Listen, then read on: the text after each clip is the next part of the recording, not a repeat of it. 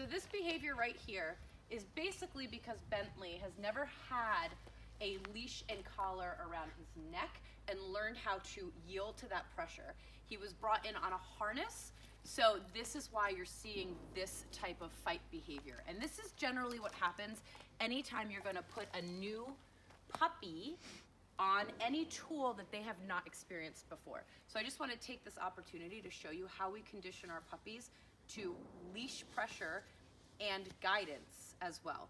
So I'm just going to simply, again, come down on my puppy's level, straight line leash pressure. This is what that's referred to. I'm not pulling, I'm not yanking, I'm not tugging. I am just applying steady pressure in a straight line to my puppy. And what's going to happen is our puppy will in turn learn to yield to that leash pressure, and this is how we start to teach them how to walk on leash. So they're learning that when they feel the tension on the leash, backing up, fighting, all that stuff, they're trying to alleviate that tension and that forward motion. And so the way that we work them through that is showing them that they can alleviate that leash and collar tension by coming towards us in the direction of the leash. So this is our point of guidance. The puppies learn to follow that, and they learn by following that, they can alleviate this tension that they feel as opposed to trying to fight it. So any new tool that you're gonna put on your puppy, you are going to be met with potentially a fight response because they're trying to get away from the feeling. So we need to teach them how to do that, and it's not through fighting and moving away and backwards, it's through coming forwards. And so we reward them when they get towards us. And eventually what this is gonna look like is a puppy, good, that you can start walking on leash and rewarding them for their body position. Good. And I'm just using my verbal marker and I'm saying good every time the puppy is following me and in my area that I'm deeming appropriate for the walk.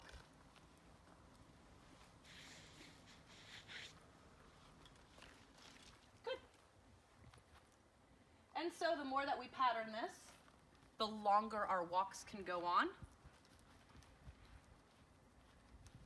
And that scratching too is, again, he does not have experience wearing a collar or having anything around his neck. So that's where you see that scratching. So good. And you can see how much easier it is now to walk him through the process now that he knows what to do with that tension.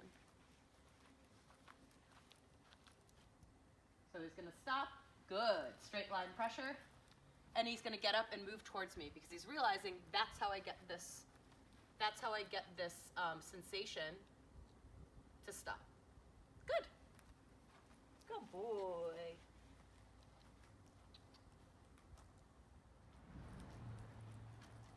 Good. Good. So you can see he's easily following me around now. And even though there might be moments of kickback where he gets up to potentially fight the tension of the leash, we just work him through it, ask him to move forward. Good.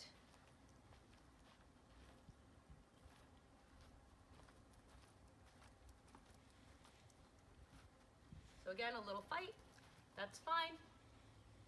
I'm just gonna stick with it, asking him to move forward.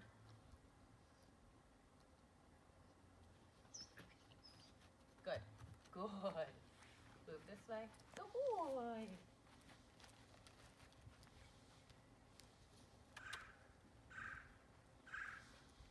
Good.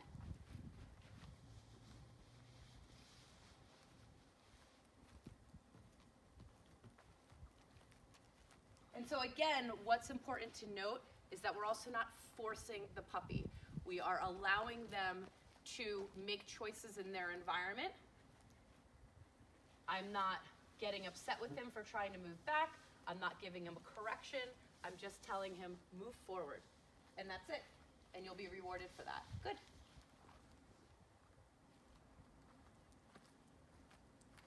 Good. right there before where he had an issue. He walked right through it. I marked it. I'm going to reward it.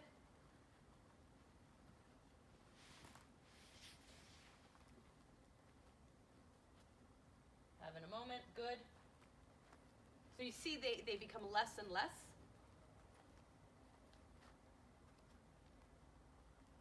So some straight line pressure here.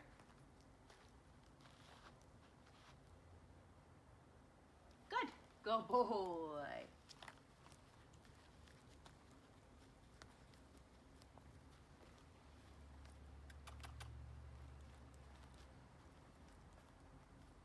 Good.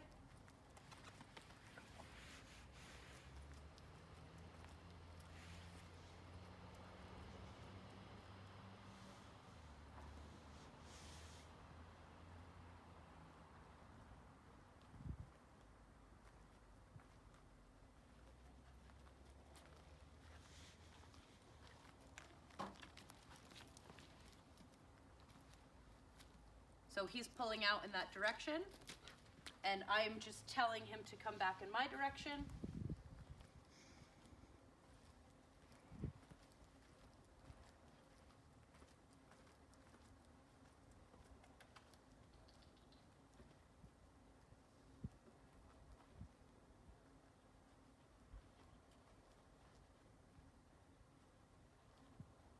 And you're boot.